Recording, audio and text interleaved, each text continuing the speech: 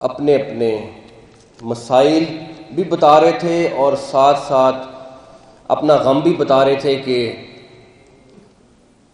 یہ پاکستان میں یہ بھی ہو سکتا ہے، پاکستان میں یہ بھی ہو سکتا ہے، اور پاکستان میں یہ اپرچونٹی بھی اویلیبل ہے۔ میں کوئی زیادہ سیاسی مقرر نہیں ہوں، لیکن میں اپنے الفاظ میں کوشش کروں گا کہ آپ لوگوں کو تھوڑا سا بتا سکوں۔ اس ساری تقریر کے بعد میں سمجھتا ہوں کہ اس سارے پاکستان کی اس حالت میں جانے میں، اس حالت میں جہاں پہ آج ہے، اس کے ذمہ دار جتنے ہیں وہ یہاں پہ بھی بیٹھے ہوئے ہیں اور یہ سامنے بھی بیٹھے ہوئے ہیں۔ اس کی وجہ ہے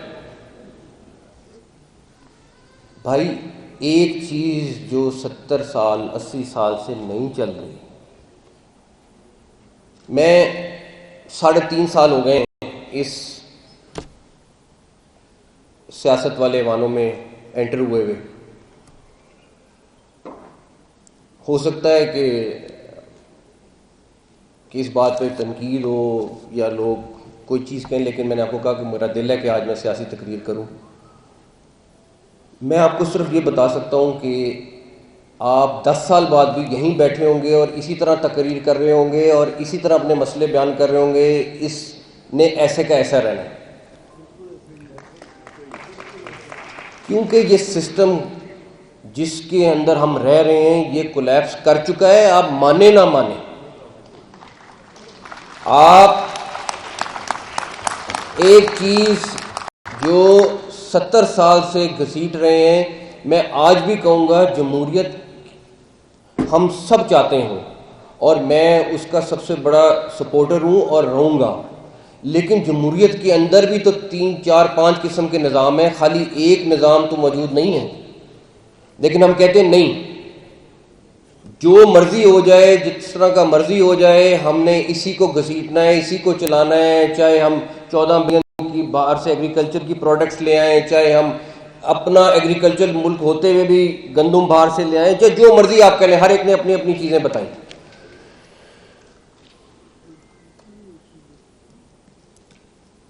ساروں نے کہا کہ پاکستان بہت ترقی کر رہا ہے، انٹرنیشنل حالات کے لحاظ سے پاکستان کا نام بہت زیادہ اللہ تعالیٰ نے کرم کیا اور دیا ہے۔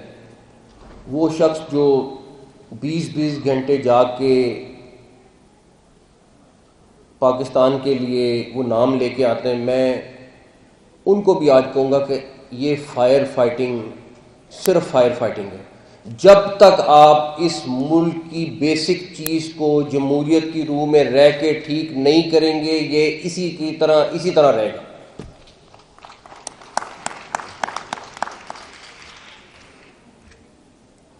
اچھا، اب اس کو ٹھیک کرنے کا کون کرے گا؟ میں سمجھتا ہوں کہ اس سیاسی نظام کو چلانے والے بھی یہ سارے اس ہال میں بیٹھے ہیں، تقریباً پاکستان کے سارے چیمبرز موجود ہیں، ساری ایسوسیشن موجود ہیں۔ ہمارے پولیٹیکل نظام کو چلانے والے، فنڈنگ کرنے والے بھی یہاں بیٹھے ہیں۔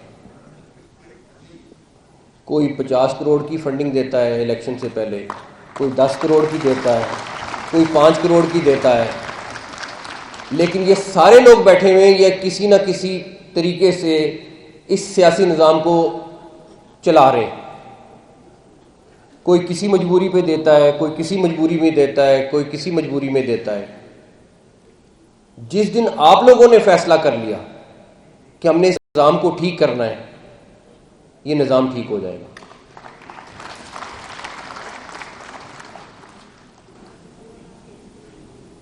اس نظام میں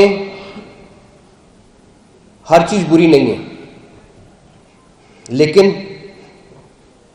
ایک عام آدمی جو پاکستان کے کسی کونے میں بیٹھا ہوا ہے، اس کو اپنی بیسک فیسلٹی چاہیے، اس کو اپنی گورنمنٹ کے ساتھ ایک انٹریکشن چاہیے، جو ہم نہیں دے پاتے۔ ابھی جسٹس سسٹم کی بات ہوئی، بالکل بہت زبردست کام ہوا ہے کہ نئے کورٹس بنے ہیں، سارا کچھ ہوا ہے، لیکن آج بھی 8-10 گھنٹے کا سفر کر کے بھون صاحب لوگ سفر کرتے ہیں اور کوٹوں میں جاتے ہیں. کیا یہ اس کا رائٹ نہیں ہے کہ اس کو اس کے گھر کے قریب انصاف مل سکے؟ لیکن یہ نہیں ہے. حل ایک ہے. میں میاں عامر صاحب کی پریزنٹیشن پوری بڑے غور سے دیکھی ہے، سنی ہے، سب کچھ ہے.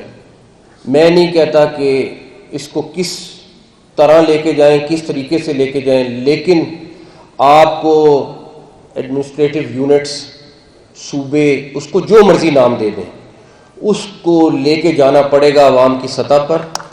آپ جب تک وہ نہیں لے کے جائیں گے،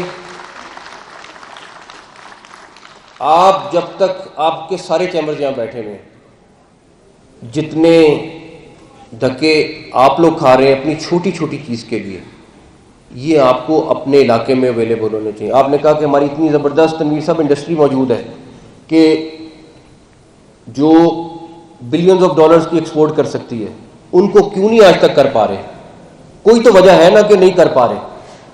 آپ لوگ اس کے لیے جتنی مرضی پچھلے 4-5 سال سے ایفرٹ کر رہے ہیں، لیکن وہیں کی وہیں چیز کھڑی ہے. اس کی وجہ یہ ہے کہ ان کی آواز کوئی اٹھانے والا نہیں ہے. آپ لوگ آئیں گے، بات بھی کریں گے، سارا کچھ کریں گے. اسلام آباد ایک بڑا مصروف شہر ہے جہاں پہ ہزاروں قسم کی چیزیں چل رہی ہوتی ہیں. وہ جب تک آپ کے یونٹس نہیں بنیں گے اور یونٹس بن کے وہ اونرشپ نہیں لیں گے اور نئی لیڈرشپ نہیں آئے گی، یہ کام نہیں ہوگا.